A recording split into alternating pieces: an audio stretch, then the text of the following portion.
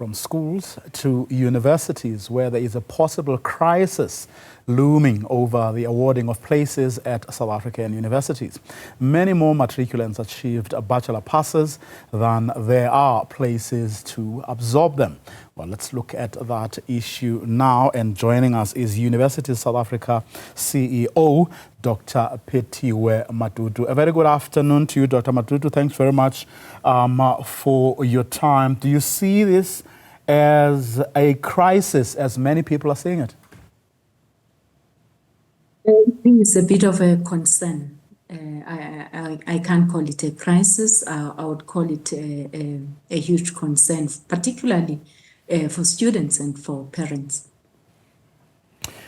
Were you caught by surprise? And I'm asking this because speaking to educationists and academics throughout the week, they seem to agree that this was to be expected, at least to an extent, because the Department of Basic Education put a lot of effort into, especially into improving results. And I mean, the story of independent schools is known. They have always performed very well.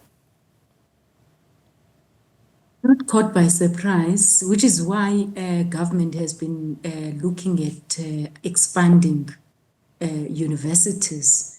So this is not surprising at all, because there's always been a huge number of bachelor passes compared to what universities are able to take.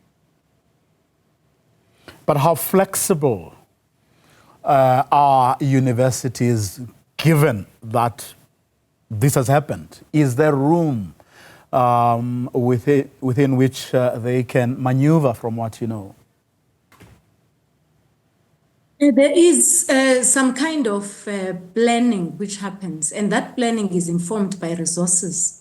Those resources would entail the number of staff members, they would entail the facilities which are available for students.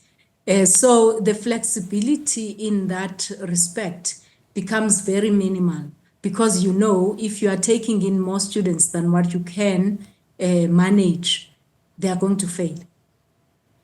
And also, that's going to reduce the quality of education that we are providing.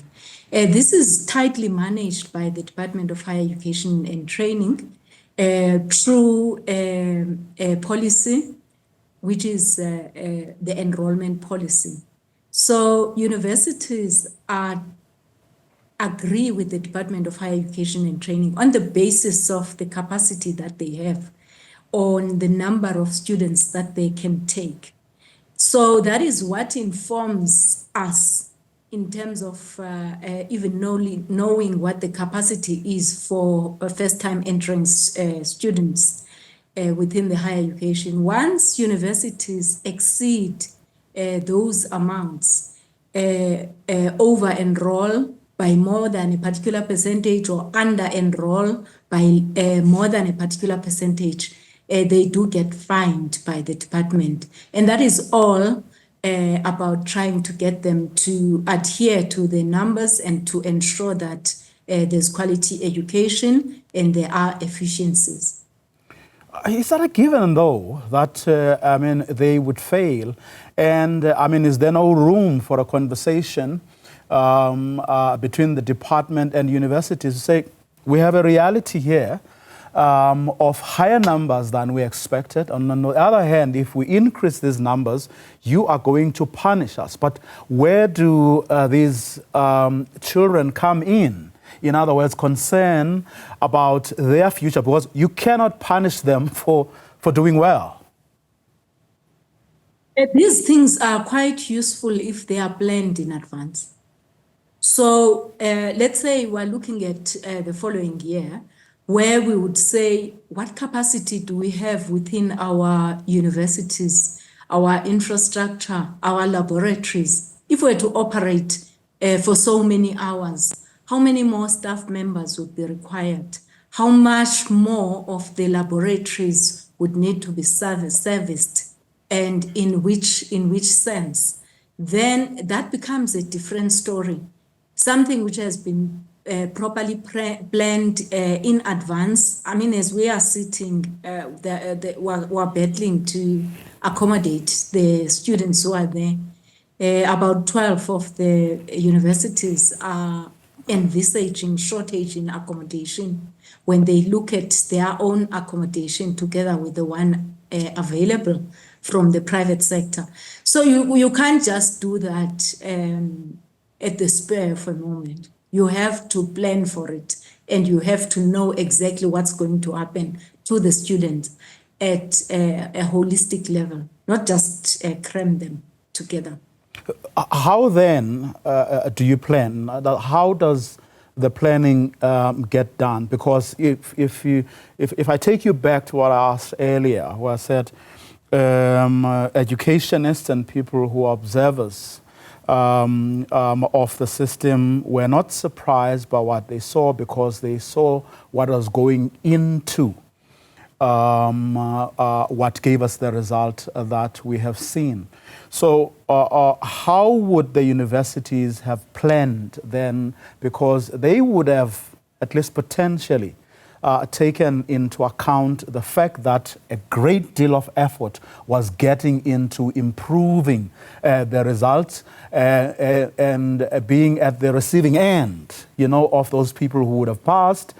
They would have gotten perhaps or planned better for their intake this year. It doesn't go like that. The enrollment planning exercise is owned by the Department of Higher Education and Training, not the universities. It's their tool to monitor and also to ensure quality. So it's not our tool. However, when they come in and say, with additional resources of this, what can we add? Then that's a different type of planning from the one where you know the resources are going to be the same and so on. So it becomes quite difficult to plan in the absence of that kind of flexibility. Well, because these things have a lot to do with the input costs as well. Well, that's exactly what I was asking, as to whether there is no flexibility at all. In other words, given what has happened, given how the system functions and whose responsibility it is to plan, clearly they didn't plan for this eventuality, is there no room between now and when the academic year is supposed to start in earnest to have that conversation that says, we have higher numbers that we expected. Can the universities come to the party?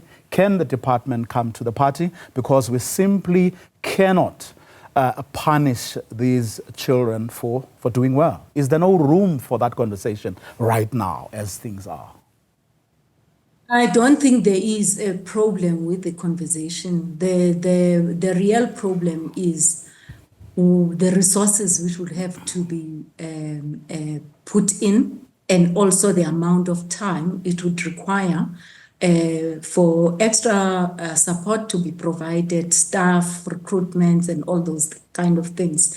So the issue is not so much the planning. The issue is the implementation of the planning. Planning can take place, but the implementation of the planning requires at least time. Would the fact that, potential students normally send multiple applications to various institutions to increase their chances of acceptance, is that going to... When I look at the sheer numbers, I don't see how, but I thought this is something I should put to you, because I saw other people talking about it, whether in fact the fact that people send applications to multiple institutions, would that alleviate this problem? In other words, it won't get to the crisis that some people say it is, but would be more of a concern, as you call it. When you look at it this way, we have 337,000 bachelor passes, just over that. We have 206,000 spaces, just over that. There is a difference of about 130,000 spaces. spaces which are not available. However, the public sector, the universities, they are not the only higher education providers in the country. We do have the private education providers. We have the post-schooling opportunities for skills that one would like to have. And we have people who have written the National Senior Certificate without any intention of furthering their studies this year. So those are the various options. But now looking at the possibility of expanding the existing capacity of higher education institutions, that is something which requires a lot of planning, resources put in, and time in order to ensure that there can be arrangements with staff, the infrastructure, and so on. Let's leave it there for now. Let me thank you very much for your time, Dr. Matutu.